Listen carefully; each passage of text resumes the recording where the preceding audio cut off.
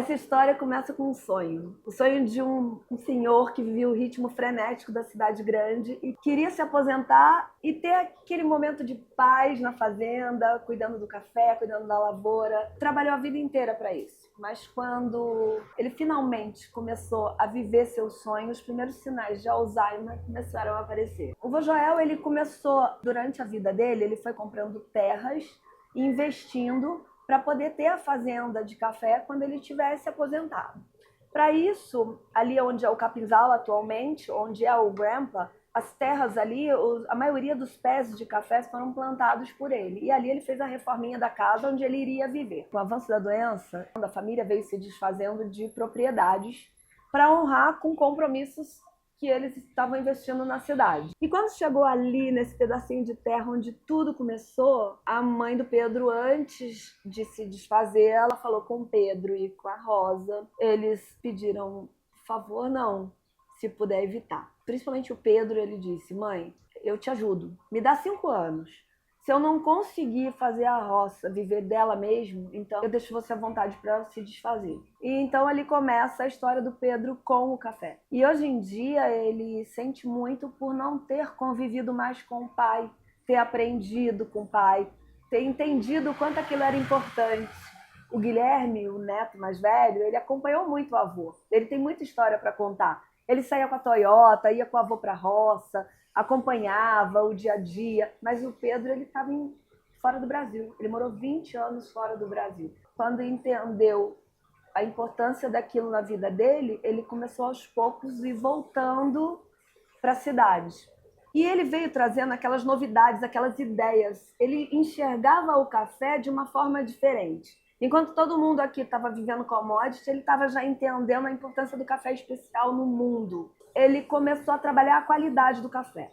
Então, vindo para Santa Rita, a primeira coisa que ele fez foi procurar a Emater para trabalhar a certificação do café. Trabalhando a certificação do café e com as boas práticas na produção, ele conseguiria melhorar a qualidade desse café oferecido na fazenda, que até então eram vendidas como commodity. Um café cesta básica, um café tradicional do dia a dia. A certificação foi bem difícil. E nesse tempo, ele começou a perceber que para dar valor no café, ele também precisaria exportar. Porque aqui no Brasil as pessoas não davam esse valor que lá fora eles tinham, né? Esse entendimento da importância do café. O Brasil ainda estava atrasado com relação a isso. No Brasil, o café ainda era consumido pela cafeína, aquele amarguinho, né? Gostoso para acordar de manhã, que nem tão gostoso era, enchia de açúcar. E lá fora o pessoal já estava apreciando, já não usava açúcar, começou a aparecer aquela terceira onda do café, Starbucks, aquelas redes. Então o Pedro foi, como ele ia passar 6 meses no Brasil, ele entrou num curso de comércio exterior e ele começou a entender como é que ele ia fazer para mandar o café. Eu já vinha do comércio exterior, trabalhava numa empresa em São Paulo, que eu já trabalhava com importação e exportação, e nessa mesma época eu estava me recuperando de uma doença que eu tive, então eu fiquei 2 anos afastada do mercado e me mudei para Santa Rita, Sapucaí. Então eu venho de São Paulo para trabalhar em Santa Rita. Eu não era formada em comércio exterior, mas era do meio. Então, para ser valorizada, eu entendi que eu precisava fazer um curso. E foi ali que eu conheci o Pedro e ali a gente se conecta. Ele foi para estudar, não só para certificar, mas também para poder se dedicar à exportação do café. Eu vendo ali como era difícil, porque certificar não é fácil. Você tem que mudar tudo, é muito doloroso. Porque você precisa seguir todo direitinho e colocar muita ordem no pedaço. Então, você pega ali um negócio que não estava funcionando. Quando ele pegou a fazenda estava negativa. Então, ela estava dando prejuízo. Tudo desorganizado. Então, você tem que começar a organizar toda a papelada, você tem que organizar tudo. E se preparar concursos. Existe o Serviço Nacional de Aprendizado Rural, que é o Senar, que ele traz cursos para o pequeno produtor, para o grande produtor, o médio, para ensinar. E na Emater, para você ser certificado, você precisa ter esses cursos. E uma das maiores dificuldades que a gente teve aqui na cidade foi conseguir os cursos. Porque como não era uma coisa muito habitual, então não era assim, tipo, eu quero um curso de terreireiro. Ok. Não, você tem que pedir para uma pessoa. E não era normal aqui na cidade, isso muito comum. Então foi bem difícil para a gente entrar nesse meio e conseguir desbloquear os cursos. Com isso, a gente criou mais intimidade com o Senar. Conheci o gerente regional do Senar, conheci as pessoas que trabalhavam lá, conheci as pessoas daqui que traziam o curso, o mediador do curso. Começamos a ajudar a trazer turmas, porque você tinha que ter, na época, se não me engano, de 10 a 12 pessoas para fazer o curso acontecer. Se você não conseguisse gente suficiente, não acontecia. Isso era uma das maiores dores, porque muita gente não tinha tempo. São 5 dias de 8 às 5. Então, muitas pessoas não têm tempo para fazer esse curso. Ele é de graça, mas você tem que parar de trabalhar e se dedicar, né? E o primeiro curso que a gente trouxe, assim, a gente grandpa pedindo, foi um curso de doceira. A gente pediu um curso de doceira porque eu achava as mulheres que colhem café fora da época da colheita ficavam muito tristes. Eu achava elas tristes mesmo, assim, em casa sem ter o que fazer, porque a época da colheita é uma época muito especial, é muito divertida. As mulheres lá em cima com os maridos, ajudando os maridos, as mulheres que normalmente não sobem para o cafezal acabam subindo. Algumas pessoas da família tiram férias e vão também. Eu posso dar um exemplo bem assim real na nossa fazenda hoje. A Rita, minha gerente da fazenda, na época da colheita, vem a mãe, vem o pai que cuida do terreiro, que tem um expertise no terreiro. Os irmãos tiram férias, ela tem vários irmãos, também vem ajudar. E aí os netos e filhos, vem todo mundo junto para brincar, ficam brincando ali em volta no cafezal, levam almoço, almoça com a mãe. Tem muita criança que cresce ali. Então vão os cachorrinhos, vão as crianças. No início, quando eu comecei a frequentar a fazenda com o Pedro, eu fazia piquenique. Todo final de tarde eu chegava lá, levava pão, mortadela, que a gente adora comer, tubaína, sabe? Bolo. Eles me davam abóbora, eu fazia bolo de abóbora, sabe? A gente fazia sopa, a gente faz isso até hoje. Mas no início eram mais pessoas e era mais difícil das pessoas se envolverem. Então, muitas vezes eu levava as coisas e nem todo mundo comia. O pessoal não se chegava muito. Hoje em dia, não. Hoje em dia, a gente chega e é aquela festa. Então, não foi fácil no início a gente se integrar. Eram culturas diferentes. Pedro vinha de São Paulo e Nova York, eu estava vindo do Rio de Janeiro. São Paulo também, morei lá. E o pessoal da fazenda, e eu acho que não estava acostumado com essa integração do dono da fazenda vir colher café junto, participar, querer estar perto. Mas para a gente era muito importante, porque de onde eu venho e com que eu trabalhei, um dos meus treinamentos foi justamente esse. Para você ter intimidade com o produto, você tem que ir lá na origem dele. E para mim é muito importante entender o café da origem até chegar na xícara, assim como tudo que eu trabalhei. Uma das coisas mais difíceis ali na fazenda que eu observei é que, como o Pedro não conviveu com o pai dele, ele chegou num grupo que já estava acontecendo, que já trabalhava e que a mãe dele cuidava, liderava. A pessoa já vem fazendo daquela forma há anos e, de repente, você chega com novidade. Ele vem de Nova York, cheio de ideias, pensando em soluções. Eu lembro que a gente ia para dias de campo, que tem muitos dias de campo que a gente frequenta. Uma das maiores preocupações e o que eu buscava ali naquelas palestras eram soluções no campo para tornar a vida mais fácil, para colher o café, num café de montanha, porque você pega o plano, todo mundo tem solução, vem aquelas máquinas lá, vai colhendo tudo. Mas no campo, no café de montanha como a gente, é muito íngreme. A Rita, que trabalha com a gente, ela já me pegou quase caindo de costas, assim, de uma altura imensa, me segurou pela mão. Eu devo a minha vida a ela, eu ia morrer naquele dia, eu escorreguei e ia caindo de costas, porque é muito íngreme e é muito perigoso para todos eles. Perigoso com cobra, perigoso com aranha, perigoso de cair. E eles carregam peso. A derriçadeira, que ela tem uma mãozinha, mão de sapo, que eles falam, que bota na árvore e vai trepidando e vai caindo num pedaço de pano, ela pesa 6 quilos. Mas imagina 6 quilos na mão, na ladeira. E quando cai aquele café, a medida de café que eles botam ali é 50 litros. Então eles vão enchendo as sacas de café, eles vão arrastando o pano, eles precisam peneirar. Aquela peneira tem um peso, porque tem o café ali, para tirar a folha. E depois tem que ir colocando no saco. Você precisa subir para a estrada ou descer para a estrada, nas costas. Então você vê mulheres, homens, carregando aquilo. E não existe diferença. Eles têm uma força incrível. E não é força física, é força na cabeça também. Na cabeça, principalmente.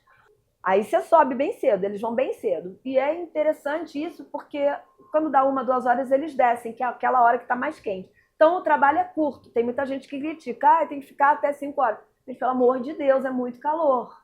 Tem pessoas que têm derrame. Eu tive uma funcionária aqui na cidade que ela trabalhou muitos anos no cafezal e ela me contou que teve derrame e ela não podia mais trabalhar. Então ela estava fazendo faxina na cidade, porque no campo acabou com ela. Então tem muitos esses problemas. Esse problema do sol quente, no inverno um frio danado. Então você sobe com vários casacos e você vai se descascando igual uma cebola. E daqui a pouco, quando o sol vai se pondo, porque na época da colheita eles ficam até mais tarde, até umas 4h, 4h30, que é quando o trator sobe e vai recolhendo o café, já está frio de novo. Então, você está com dor de barriga, você está com dor de cabeça, o que você passar lá em cima, você está lá em cima, você está entendendo? Você não está lá embaixo. É difícil você ter um banheiro lá em cima. E mesmo que a gente coloque, nem todo mundo usa. Às vezes as pessoas não se sentem confortáveis em usar, eles preferem fazer como sempre foi ensinado, como sempre foi feito. Era difícil para a gente entender o que a gente pode tornar melhor e mais fácil para eles, como que a gente pode facilitar isso. Então o que eu pensava, tem que ter uma solução no campo. De repente uma máquina que vai chegar lá e colher, sim, hoje já tem trator que a roda tem o desnível, mas é muito íngreme. Então a gente foi vendo que, ok, não vai ser uma máquina que vai solucionar nosso problema. Então a gente vai ter que trabalhar de outra forma. A gente vai ter que passar para as pessoas o quanto é difícil trabalhar um café de montanha. Que as pessoas entendam. Então comecei a documentar aquilo. Documentar e colocar nas redes sociais. No início nem tinha rede social, assim, era só Facebook, só para mostrar o quanto era difícil. Hoje em dia, Instagram, TikTok, YouTube, a gente já consegue colocar mais o dia a dia. Então eu vim documentando desde o início aquela dificuldade que a gente sentia. Porque para a gente entender qual era a dor, a gente precisava sentir. Então eu ia junto, Pedro, vai junto até hoje.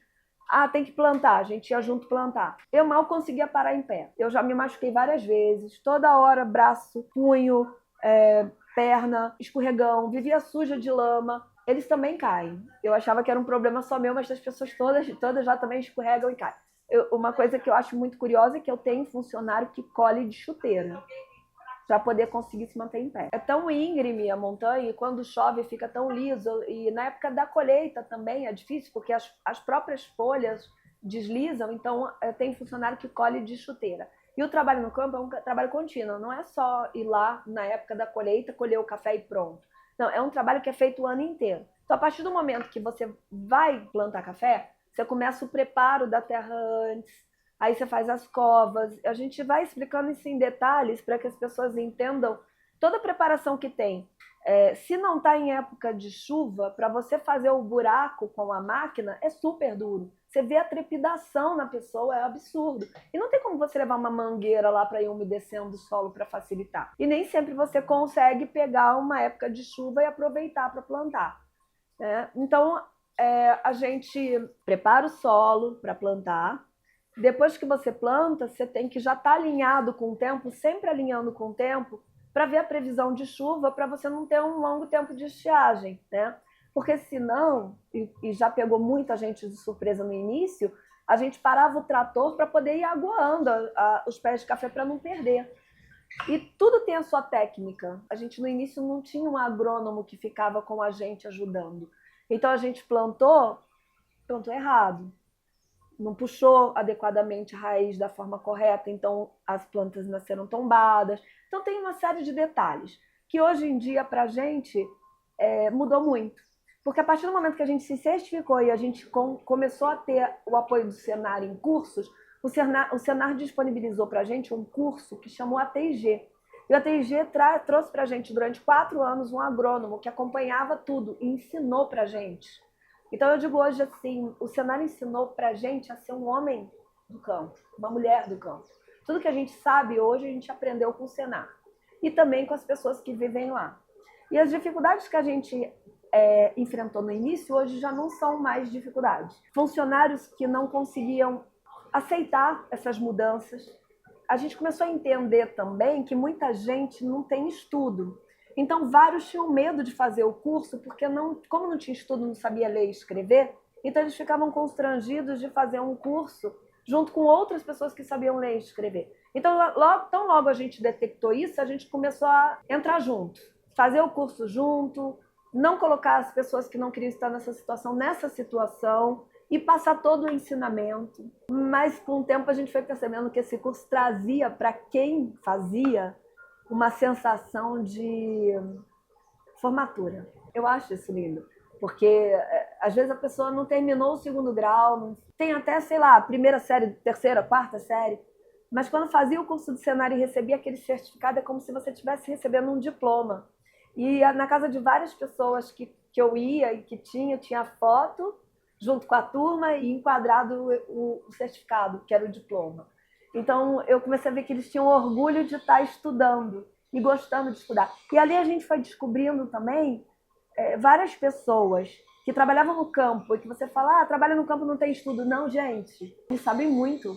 Pessoas que não estudaram, mas que sabem muito, que são extremamente inteligentes e que trazem para a gente, com o conhecimento adquirido através da família ou dos cursos que estão fazendo, uma compreensão diferente, que agrega muito. Então foi muito interessante isso para a gente, porque a gente começou a se integrar com a comunidade e as pessoas começaram a se sentir mais tranquilas de vir fazer o curso junto e a gente se unir. Hoje em dia, assim, é uma briga para poder conseguir um lugar nos cursos.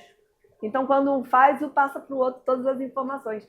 E com isso a gente foi ficando mais próximos, mais próximos. Já não era mais aquela diferença entre as pessoas. Eu sou do campo, você é da cidade e pronto. Não, a gente se integrou. A gente se integrou e a gente se entendeu. Então, hoje, eu sou uma mulher do campo.